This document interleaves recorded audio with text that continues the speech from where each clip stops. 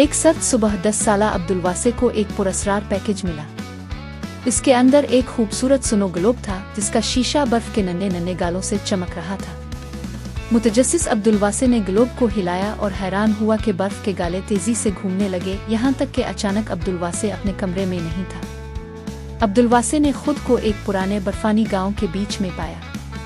गांव वाले मसरूफ थे मगर कुछ अजीब था। अब्दुलवासे को जल्द ही पता चल गया कि गांव वाले सुनो ग्लोब में कैद थे और कई सालों से वहां फंसे हुए थे। घर वापस जाने और नए दोस्तों की मदद करने की ख्वाहिश में अब्दुलवासे ने गांव में एक ऐसा रास्ता तलाश करने के लिए सफर शुरू किया जो जादू को तोड़ सके। रास्ते में अब्दुलवासे की मुलाकात एक बोलते हुए बर्फानी आदमी से हुई जिसका नाम फरोसत्ती था और फरोसत्ती अब्दुलवासे का रहनुमा बन गया।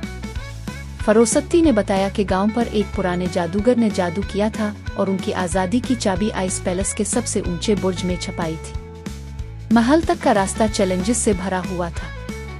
अब्दुलवासे को एक मुंजमद दरिया पार करना था जहां सिर्फ बर्फ के पत्थर मौजूद थे जो हर कदम के साथ हल रहे थे। दरिया के किनारे अब्दुलवासे को एक छोटी सी लकड़ी की कुश्ती और एक चप्पू मिला। वहां एक लड़की खड़ी थी जिसके सर पर बर्फ की कलियों का ताज था।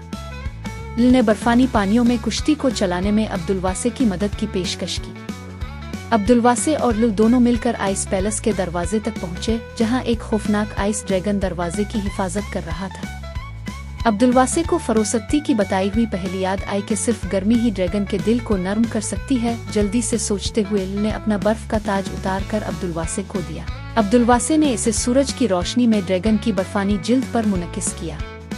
ड्रैगन ने गर्मी महसूस की और अब्दुलवासे और लिल दोनों को गुजरने दिया। महल के अंदर अब्दुलवासे और लिल दोनों आइनों की भूल भलियों में रास्ता तलाश करते हुए कदीम अशिया से भरे हुए कमरे में छपी हुई चाबी तक जा पहुंचे।